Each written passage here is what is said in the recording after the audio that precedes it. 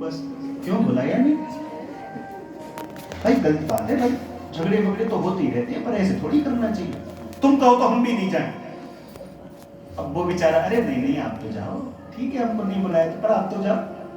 अब तुम कह रहे हो तो चले जाते, नहीं तो हम नहीं जाते। ऐसे महापुरुषों की भी कमी नहीं होती। शंकर जी ने सोचा हम झगड़ा ही खत्म कर देते हैं। शंकर जी आंख बंद करके बैठ गए, किसी को देख ही नहीं रहे। बोले तुम पढ़ो, हम तुमको देखेंगे ही नहीं। लेकिन माता सती से नहीं रहा गया। सती ने पूछा, रे देवी कहां जा रहे हो आज, इतने विमान जा रहे? वो तो चाहती थी कि कोई पूछे। अरे देवी तुम्हें नहीं पता? बोले ना। बोले तेरे ही तो घर जा रहे हैं। अरे तुम्हारे पिता ने इतना सुंदर यज्ञ किया है, सारे देवी देवता जा रहे हैं, तुमको नहीं बुलाया क्या? सती बोली नहीं नहीं, वो सुनो निमंत्रण आया होगा, समाधि में बैठे हैं ना बाबा, तुम पहुंचो हम आती है। सती आई और बैठे हुए शिव के चरण दबाने लगती, बिना बात के। सुनो, पतियों के जब बिना बात की चरण दबाए जाने लगे तो सावधान हो जाना चाहिए। हाँ, शंकर जी ने आंख खोली, देवी क्या हुआ? कुछ नहीं, पतिव्रता नारी हूं, सो अपना धर्म निभा रही हूं। बोले देवी आज कुछ ज्यादा ही धर्म निभा रही हो तुम। सुनो बताओ क्या हुआ? तो ऐसी सुंदर वाणी माता सती ने आज बोली, प्रजापतिस्ते स्वसुरस्य सांप्रतम् निर्यापितो यज्ञमहोत्सव किल वयं च तत्र विसराम वामते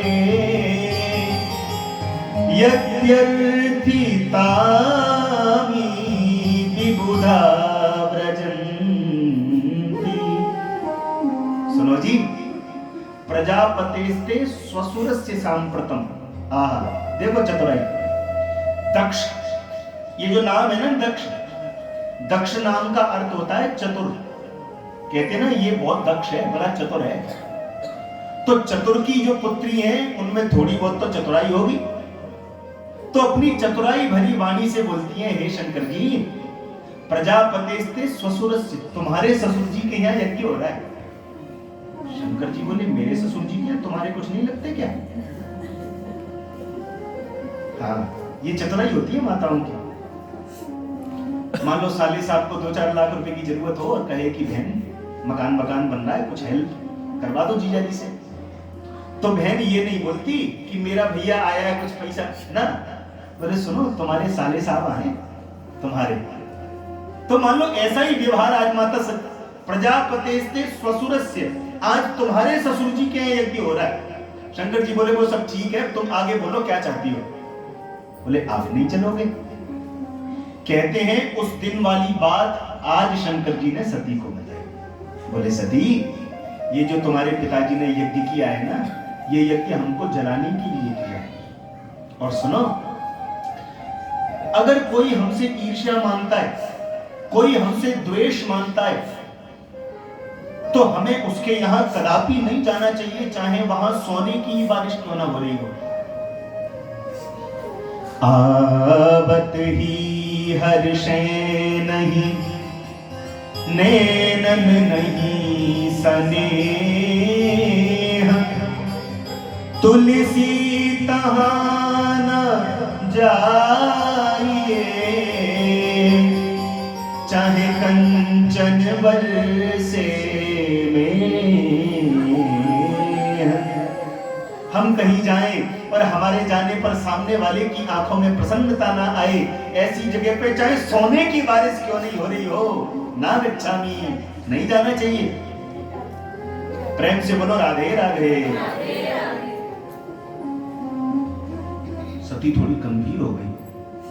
ओहो, इतना बड़ा झगड़ा मेरे घर में हो गया, मुझे कुछ पता ही नहीं है। अब तो मेरा जाना बहुत जरूरी हो गया है, क्योंकि अगर मैं नहीं जाऊंगी तो ये हम दो परिवारों का झगड़ा समाज में हंसी का विषय बन जाएगा, समाज में मजाक का विषय बन जाएगा। सती बोली, प्रभु ठीक है, आप नहीं जाना चाहते, मैं आपकी रिस्पेक्ट, आपका सम्मान करती हूँ, लेकिन मुझे तो आज्ञा दे दो, क्योंकि पिता के यहाँ, गुरु के यहाँ, मित्र के यहाँ कोई निमंत्रण की जरूरत नहीं होती, बिना बुलाए भी चला जाना चाहिए। शंकर जी बोले, देखो देवी, हम तो आज्ञा नहीं देंगे, तुम अपनी मर्जी से जाना चाहो तो चले जाओ। कहते हैं आज सती का जो मन था वो थोड़ा सा पिता की ओर प्रबल हो गया। मन में सोचने लगी, पति तो मेरे भोले ही, अगर बिना पूछे चली भी जाऊंगी थोड़े गुस्सा हो जाएंगे, मुझे मनाना आता है, भोले वाले 1 मिनट में मान भी जाएंगे। सो आज सती भगवान शंकर की अवहेलना करके आज पिता के घर में जा रही है। लेकिन तुलसीदास बाबा कहते हैं, क्योंकि आज सती पिता के यहां गई है, इसलिए दक्ष के डर से, दक्ष के भय से किसी ने भी सती का सम्मान नहीं किया। पिता भवन जब गई भवानी, दक्ष त्रास का पुन सन्मानी। पिता भवन जब गई भवानी, दक्ष त्रास का पुन सन्मानी। सादर भले ही मिली एक माता, सादर भले मिली एक माता, सादर भले ही मिली एक माता, सादर भले ही मिली एक माता। दक्ष सादर भले ही मिली एक माता, भगिनी मिली बहुत मुस्कुराता, भगिनी मिली बहुत मुस्कुराता। भवन जब गई भवानी, दक्ष त्रास का पुन सन्मानी। भवन जब गई भवानी, दक्ष त्रास का पुन सन्मानी। पिता भवन जब गई भवानी, दक्ष त्रास काहू न सन्मानी। सुनो, जो प्रजा सती के सम्मान में दौड़ती थी, सती का सामान उठाने के लिए जो प्रजा के लोग दौड़ते थे, आज सती को देख करके सबने मुंह फेर लिया। दक्ष त्रास काहू न सन्मानी, दक्ष के भय से, दक्ष के डर से सती का किसी ने सम्मान नहीं किया। लेकिन सुनो, सादर भले ही मिली एक माता। सती की जो मैया है ना, वो बड़ी सादर। भाई मां तो मां होती है, दुनिया एक तरफ और मां एक तरफ। आज जो सती की सगी बहन है ना, वो भी सती को टॉन कस रही है। आ गई, ठीक है किया। अरे निमंत्रण की जरूरत थोड़ी है, पिता के यहाँ तो बिना बुलाए आ जाना चाहिए। अच्छा ये बताओ, आजकल कुछ घर भर बना लिया है कि शमशान में पड़े रहते हो? आजकल पतिदेव कुछ कपड़े वपड़े पहन लेते हैं या वही बागंबर लपेटे, मानो एक एक टोन कस रही है, एक एक व्यंग वचन मार रही है। लेकिन मां ने दौड़ करके अपनी पुत्री को हृदय से लगा करके कहा, बेटी तू आ गई, बहुत अच्छा किया, तेरा ही घर है, लेकिन तू यज्ञशाला में मत जाना, क्योंकि तेरा जो पिता है ना, मेरे लाख समझाने के बाद में भी उसकी बुद्धि बिगड़ गई है। तेरे पिता ये समझने का प्रयास नहीं कर रहे कि शिव कोई मानव नहीं है, शिव साक्षात जगदीश हैं, जगदीश्वर हैं। बेटी यज्ञशाला में मत जाना, तुझे कष्ट होगा। पर कहते हैं सती को तो लगता है नहीं नहीं, मेरे पिता मुझसे बहुत प्रेम करते हैं और मैं उनको समझाऊंगी, तुम देखना स्वयं जाकर के मेरे पति, मेरे प्रभु शंकर जी को बुला करके लाएंगे। ऐसा सोच करके जैसे ही मां ने, सती ने दक्ष की उस यज्ञ में प्रवेश किया, सती जाई देखे जब जागा, कतहु न दीख शंभु कर भागा। सती जाई देखे जब जागा, शंभु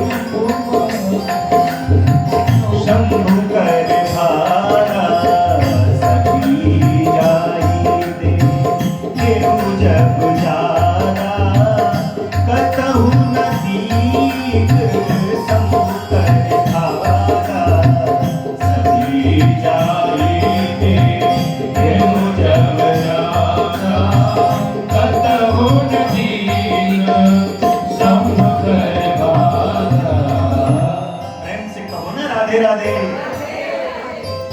आज सती ने जाकर के जैसे यज्ञ को देखा, आहा, छोटे छोटे देवी देवताओं के कलश रखे हुए, छोटे छोटी देवी देवताओं की वेदियां बनी हुई हैं, लेकिन जगदीश्वर भगवान शिव का एक कलश भी नहीं रखा, उनकी एक वेदी भी नहीं बनी। इस पति के अपमान को सती देख नहीं पाई और क्रोध में भर करके अपने पिता से कहती हैं, अरे मूर्ख पिता, अगर तू मेरा पिता नहीं होता, तेरी जगह किसी और ने शिव का ये अपमान किया होता तो जला करके भस्म कर देती, लेकिन पिता को मारना तो जघन्य पाप है। मैं तुझे तो नहीं मार सकती, लेकिन तेरे शरीर से मेरे शरीर का जन्म हुआ है, इसलिए अब ये सती कभी भी दक्ष पुत्री नहीं कहलाएगी, ये सती कभी भी शिवद्रोही की पुत्री नहीं कहला सकती। ऐसा कहकर के सती माता ने अपने पैर के अंगूठे से धरती को जोर रगड़ा, इतनी जोर का घर्षण हुआ कि बड़ी जोर से अग्नि लगी और उसी अग्नि में सती ने अपने प्राणों का समावेश कर दिया। जो गण आए थे ना दो चार पीछे छुपकर, सुनो, बेचारे डर गए, घबरा गए। मैंने पहले दिन बताया था ना, नारद जी चलते फिरते न्यूज चैनल समझ लो। अच्छा, न्यूज वालों की तो थोड़ी सी आदत होती है, खबर अगर इतनी होगी तो नमक मिर्च डाल के चटपटी बना देते हैं। तो नारद जी ने भी पूरी भूमिका निभाई। शंकर जी से आकर बोले, शंकर जी गजब हो गया। बोले क्या हुआ? बोले जैसे हम थे ऐसे ही तुम हो गए। प्रेम से बोलो राधे राधे। क्यों, क्या हुआ? अजी हुआ क्या, माता सती तो गई थी यज्ञ का दर्शन करने, तो तुम्हारे ससुर दक्ष ने इतनी जोर का धक्का उनमें मारा कि यज्ञ कुंड में गिर गई और मर गई। थोड़ी सी लगा दी। कहते हैं भगवान शिव ने अपनी जटा से एक बाल उखाड़ा और जो पटक करके मारा, एक वीरभद्र नाम का गण प्रकट हो गया। आदेश करें प्रभु। बोले जाओ यज्ञ को विध्वंस कर दो, दक्ष का यज्ञ बिल्कुल समाप्त कर दो। अब तो वीरभद्र जब आए, यज्ञशाला में बैठे हुए ऋषियों को, मुनियों को, देवी देवताओं को ऐसा लगता है जैसे कोई भारी तूफान हमारी ओर चला आ रहा है। हाहाकार मच गया, सब यहां से वहां दौड़ने लगे, भागने लगे। कहते हैं सबको उचित दंड दिया वीरभद्र ने, और अंत में दक्ष के सिर के बाल पकड़ करके बोला, मूर्ख, तूने इसी मुख से भगवान शिव की अवहेलना की थी, तूने इसी मुख से भगवान शिव का अपमान किया था। सो ऐसा तमाचा खींच करके वीरभद्र ने मारा कि एक थप्पड़ में ही दक्ष का जो सिर था वो तो धड़ से अलग हो गया। अब तो सारे देवी देवता डर के मारे कांपने लगे, घबराने लगे। क्या करें? वहीं पर आगे नारद जी बोले, गलती तो तुमने की है, बिना शिव के यज्ञ कैसा, बिना भगवान शिव के पूजा कैसी, इसलिए जिसका अपमान किया है उसी की शरण में जाओ, वही तुम्हारी रक्षा कर सकते हैं।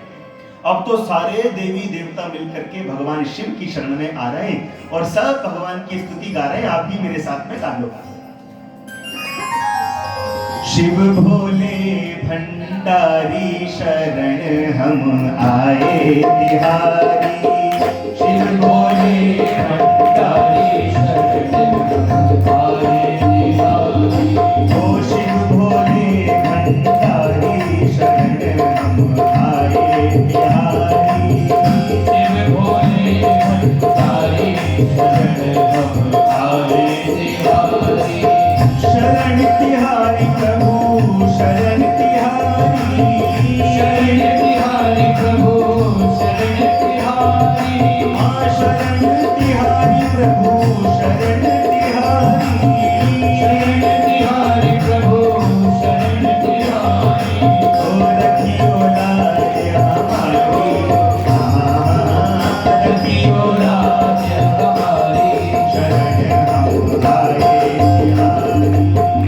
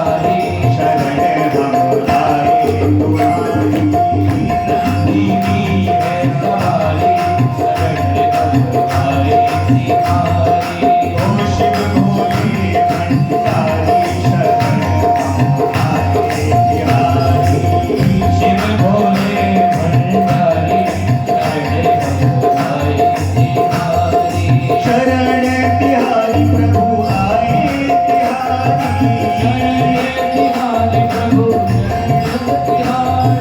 शरण तिहारी प्रभु आए तिहारी शरण तिहारी प्रभु आए तिहारी ओ रखियो लाज हमारी ओ रखियो लाज हमारी शरण हम आए तिहारी रखियो लाज हमारी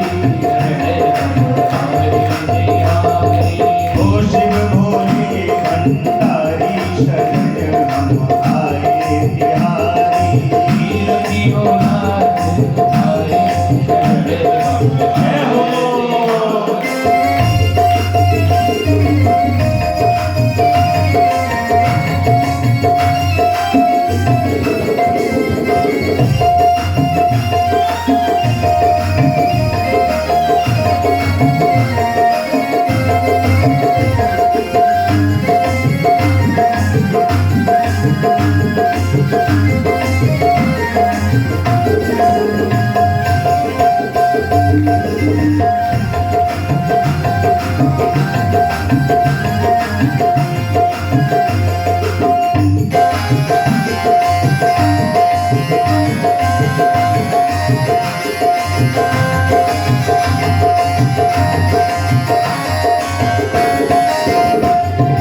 बागंबर तेरे अंग पे सोहे बागंबर तेरे अंग पे सोहे ओ बागंबर तेरे अंग पे सोहे बागंबर तेरे अंग पे सोहे कर त्रिशूल है भारी ओ कर त्रिशूल है भारी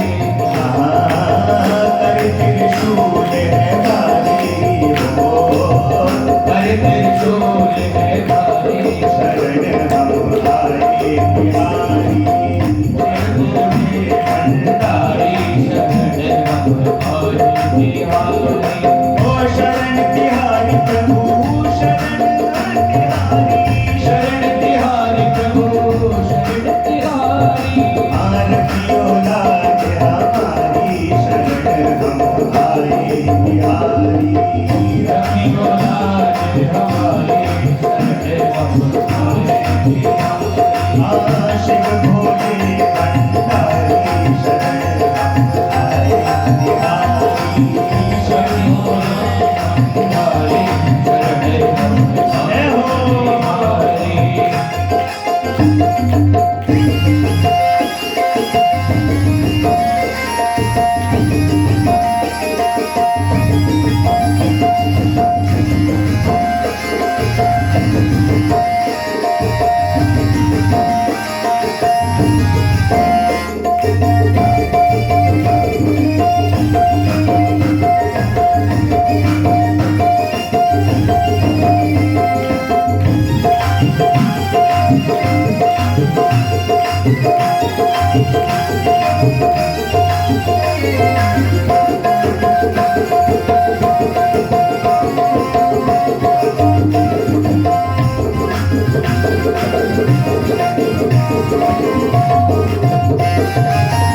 उमा रमण शंभूत पुरारी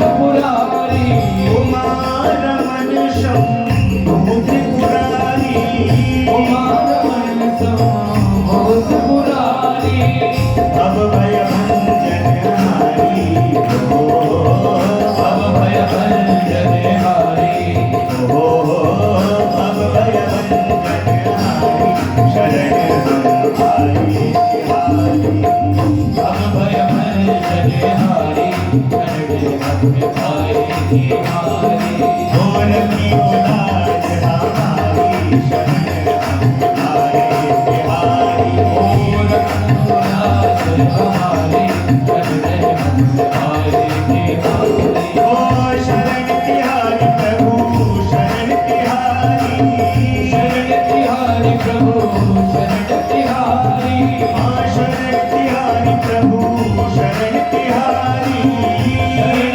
तिहारी प्रभु शरण तिहारी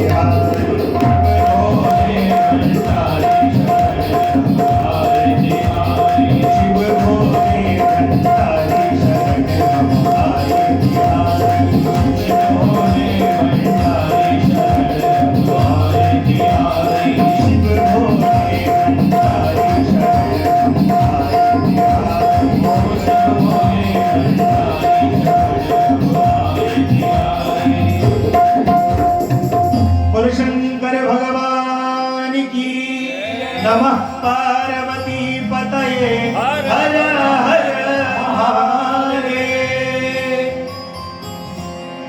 प्रेम से कहो राधे राधे। दिव्य स्तुति आज समस्त देवताओं ने भगवान शिव की गाई। अरे उनका तो स्वभाव ही बड़ा निर्मल है। 1 मिनट में खुश भी हो जाती है, 1 मिनट में रुष्ट भी हो जाते हैं बाबा। प्रसन्न हो गए और प्रसन्न होकर के सुनो देवताओं से बोले तुम घबराओ मत। बालक जब ज्यादा ऊधम करने लगे ना तो एक आध चांटा लगा ही देना चाहिए। हाँ, अब ये जो दक्ष है शरीर के संबंध में तो मेरा ससुर लगता था, पर है तो मेरा बच्चा ही। मैं भगवान हूं और ये जीव है। बहुत बदमाशी कर रहा था, बहुत दिन हो गए, मान नहीं रहा था, तो थोड़ा सा दंड दे दिया है। सुनो आप सब ठीक कर देंगे, घबराओ मत। सो भगवान शिव आज उस यज्ञशाला में आए। अब जो वो चांटा मारा था ना वीरभद्र ने, वो सिर तो पता नहीं कहां जा गया, कहां गिरा पता ही नहीं, खो ही गया। अब इसको जीवित कैसे करें? सो वहीं पर वो भगदड़ में ना एक बकरे का सिर कट गया था। अब शंकर जी को और कुछ तो दिखा नहीं, वही बकरे का सिर ऐसे उठाया और दक्ष के धड़ पर लगा के फूंक मार दी भगवान ने। सो दक्ष तो तुरंत जीवित हो गया। लेकिन जीवित होते ये देखा ये सॉफ्टवेयर चेंज कैसे हो गया? पहले तो कुछ और था, अभी तो कुछ और ही हो गया। अब करना तो चाहता है शिव जी की स्तुति है। अब मनुष्य का मुंह होता तो तमाम भजन भी गा लेता, एकादश श्लोक भी बोल देता। अब बकरे के मुंह से क्या स्तुति करे? सुनो जितने नट बोल्ट ढीले हो गए थे ना सब टाइट हो गए, फिट हो गया एकदम। अब स्तुति गाऊं कैसे? सो बकरा जैसे बेचारा बड़बड़ करता है ऐसे करने लगे। सो भगवान शिव को आ गई हंसी। देख लो कैसी हालत हो गई हमारे ससुर जी की। इसीलिए आपने देखा होगा जब सावन का महीना आता है ना तो पंडित जी रुद्राभिषेक कराते हैं। तो रुद्राभिषेक कराने के बाद में वो ऐसे ही गाल बजाते हैं, क्योंकि जब हम गाल बजा के शिव जी की स्तुति गाते हैं ना तो शिव जी प्रसन्न हो जाते हैं, उनको ससुर जी की याद आ जाती है। प्रेम से बोलो राधे राधे। हाँ, लेकिन सुनो एक बात बहुत अच्छी हुई, जानते हो क्या?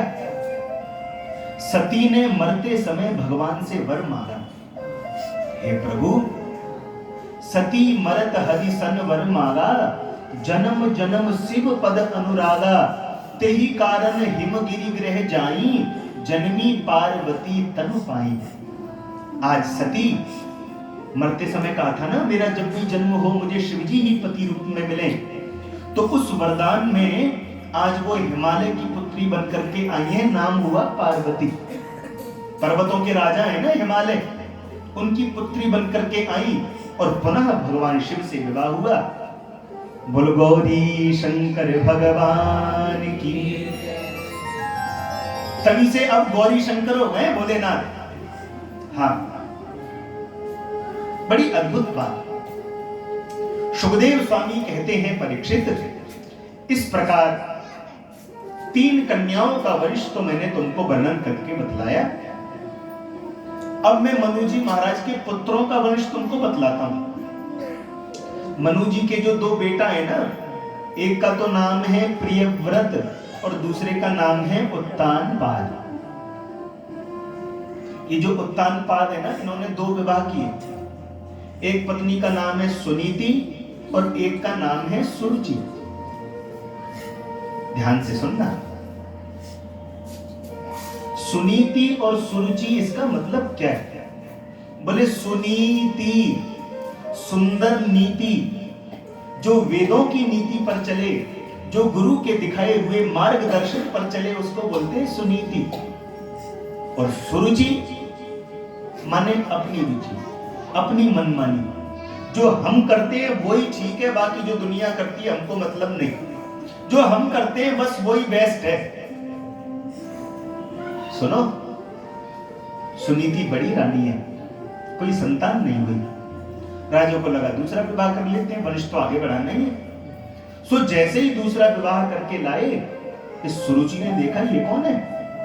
बोले ये हमारी रानी है पहली वाली। बोले इनको बाहर निकालो तो ही हम अंदर आएंगी। तो ना चाहते हुए भी महाराज उत्तानपाद को सुनीति का त्याग करना पड़ा।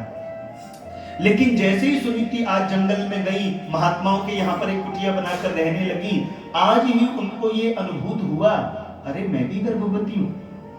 मन में सोचा चलूं स्वामी को बताऊं, फिर मन में सोचा नहीं, अरे जब उन्होंने मेरा त्याग कर ही दिया, दूसरी गृहिणी को ले ही आए, मेरे द्वारा घर में क्लेश हो, मेरे द्वारा घर में कलह, ठीक नहीं है, मैं यही ठीक। सो बेचारी सुनीति महात्माओं के बगल में कुटिया बनाकर रहने लगी, खूब सत्संग सुनती है, खूब भजन सुनती है। सुनो, माता जब गर्भवती हो, गर्भ में जब कोई बालक आ जाए, तो माओं को चाहिए सुंदर सुंदर इतिहास पढ़ें। इतिहास नहीं पढ़ सकती तो भागवत सुने, राम कथा सुने। पेट में जब बालक हो तो टीवी कम से कम देखें, और फिल्में तो बिल्कुल ही ना देखें, क्योंकि ज्यादा फिल्में देखोगी तो पेट से भी सलमान खान ही आएगा, जो आधा गंजा होकर आधी सी ऐसी कटिंग करा कर और फिर दुनिया भर में घूमेगा। हाँ, ये सत्य बात है, इसको हंसी में मत लेना। माँ जब गर्भवती हो तो उसको चाहिए ज्यादा से ज्यादा अच्छे काम करे, उसका सीधा सीधा फर्क गर्भ के बालक पर पड़ता है। सुनीति रोज कथा सुनती हैं, रोज सत्संग करती हैं, तो गर्भ का बालक भक्त हो गया। बालक का जन्म हुआ, नाम हुआ जिसका ध्रुव। सुनो, अब तो ध्रुव जी बड़े बड़े बिल्कुल ऋषि बालकों की तरह ही रहते हैं। बड़ी सी जटाएं बढ़ा ली और बड़ा सुंदर तिलक लगाते हैं, बड़ा सुंदर माला जाप करते हैं। उम्र हो गई लगभग 5 वर्ष। एक दिन ऋषि बालकों ने कहा, भैया आपको पता है आपके पिताजी कौन है? बोले भैया हम तो माँ को ही जानते, पिताजी को तो जानते नहीं। बोले यही रहते, बगल में यही के राजा हैं, आओ मिलवा के लाते। स्वाद ध्रुव जी को लेकर के चले गए। शास्त्र कहता है आत्मा वही जायते पुत्र, जो पुत्र होता है ना, वो पिता की आत्मा ही समझ लो, पिता का ही दूसरा रूप होता है पुत्र। आज ध्रुव को जब देखा तो एक अजीब सा आकर्षण महाराज उत्तानपाद को हुआ। पास में बुलाया, बेटा कौन हो तुम, क्या नाम है? बोले महाराज हमारा नाम है ध्रुव। बहुत सुंदर नाम है, तुम्हारे माता पिता कौन है? बोले जी माता का नाम तो हमारी सुनीति है, और हमको अभी अभी इन बालकों ने बताया है कि आप ही हमारे पिता हो। इतना जैसे ही सुना, कहते हैं उत्तानपाद की तो आंख में आंसू आ गए। राम राम राम, मुझसे तो बारी भूल हो गई। ध्रुव को गोद में उठाया, बगल में बिठा के दुलार करने लगे। पर दूर से सुरुचि ने देखा ये कौन आ गया। इस बालक के आते ही जो इनकी गोद में मेरा पुत्र बैठा था, तो उसकी तरफ देख भी नहीं रहे, उसी को हो ना हो ये पहली रानी का ही पुत्र होगा। सो दौड़ करके आई। सुनो, ध्रुव को उठा करके सिंहासन से नीचे ही फेंक दिया और डांट करके बोली, ओ मूर्ख, अगर तू इस राज्य गद्दी पर बैठना चाहता है, इस सिंहासन पर तुझे बैठने की इच्छा है, तो तुझे राजा का पुत्र होना अनिवार्य नहीं है, तुझे मेरा पुत्र होना अनिवार्य है। इसलिए जा करके पहले भगवान का भजन कर। तपसाराध्य पुरुषं तस्यैवानुग्रहेण मे गर्भे त्वं साधयात्मानं यदीच्छसि विपासनम्।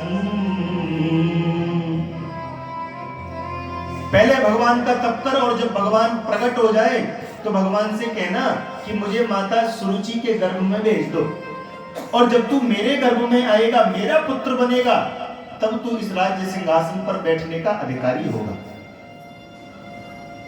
सुनो, जैसे कोई सांप में डंडा मार दे तो क्रोधित सांप जैसे फुसकार मारता है, ऐसी आज ध्रुव जी रोते हुए अपनी नासिका से गर्म गर्म श्वास छोड़ते हुए मां के पास में आ गए। कंठ अवरुद्ध हो गया, कुछ बोला नहीं जा रहा। बगल के बालकों ने बताया ऐसी ऐसी घटना हो गई। माता सुनीति ने बगल में बिठा करके कहा, बस इतनी सी बात? अरे पुत्र रोता क्यों है? तेरी मां ने जो कहा वो बिल्कुल सच ही तो कहा। उसने कहा जा करके तपस्या कर, तो इसमें गलत तो कुछ है ही नहीं। मैं भी कहती हूँ भगवान का भजन कर, वही एक साथी है, दुनिया तो सब झूठी है। हाँ, उसने एक बात गलत कही। उसने कहा कि जब भगवान मिल जाए फिर मेरे गर्भ में आना। इसका मतलब भगवान छोटे, गर्भ बड़ा। अरे भगवान मिल जाए तो गर्भ में आने जाने का चक्कर ही खत्म हो जाता है। जब भगवान ही मिल गए तो बार बार नरक में क्यों आए? लेकिन इसने तो सोच लिया भगवान छोटे, मेरा गर्भ। ये बात गलत है, तो इसको इग्नोर मार, इसको छोड़। बेटा भजन कर। छोटा सा बालक, बात लग गई। बताओ ना, कहां रहते हैं भगवान माता? अरे कहां नहीं रहता भगवान? सिया राम मैं सब जग जानी। बेटा वो तो पूरे संसार में रहते हैं। कहते हैं आज रात्रि में जब माता सुनीति सो रही थी तो सोती हुई मां को प्रणाम करके ध्रुव जी 5 वर्ष का नन्हा सा बालक भगवान की तपस्या करने जा रहा है। प्रेम से कहो राधे राधे। अरे धीरे क्यों बोलते हो, जोर से बोलो। राजा को पता चला, नारद जी ने देख लिया ना, अरे नन्हा सा बालक जा रहा है भजन करने। सो महाराज उत्तान के पास में जाके बोले, गया बेटा तुम्हारा भजन। अच्छा, अपने 10-20 सैनिक बुलाए, जाओ ध्रुव को रोको और ध्रुव से कहना बेटा तुम लौट करके चलो, तुम्हारे पिताजी ने वचन दिया है कि तुमको आधा राज्य दे देंगे। ध्रुव जी ने मन में सोचा, अभी तो मैं भगवान की ओर चला ही हूं, अभी तो भगवान नहीं मिले, आधा राज्य ऑटोमेटिक मिल गया। और अगर भगवान मिल जाएंगे फिर क्या नहीं मिल सकता। सो डांट करके भगा दिया, हम नहीं जा रहे, हम तो भगवान से मिलके ही आएंगे। नारद जी ने देखा बालक तो बड़ा ही दृढ़ संकल्पी है, जो संकल्प कर। अच्छा जरा परीक्षा तो ले लूं, इसका वैराग्य किस कोटि का है। वैराग्य भी 2 तरह के होते हैं, एक तो होता है स्थिर वैराग्य, एक होता है क्षणिक वैराग्य। क्षणिक वैराग्य मतलब बोले घर में भाई खटपट तो चल बाबा के मठ पर। घर में थोड़ी सी खटपट हुई तुरंत वैराग्य, अरे सब झंझट है, अब तो हमने सोच लिया वृंदावन जाएंगे और भजन करेंगे, दुनियादारी में कुछ नहीं रखा। एक ससुर जी थे, डायबिटीज हो गया, डॉक्टर ने बहू को कह दिया कि इनको चाय आप थोड़ी फीकी और मीठे के शौकीन। अब बहू बेचारी थोड़ी सी कम चीनी डाल देती,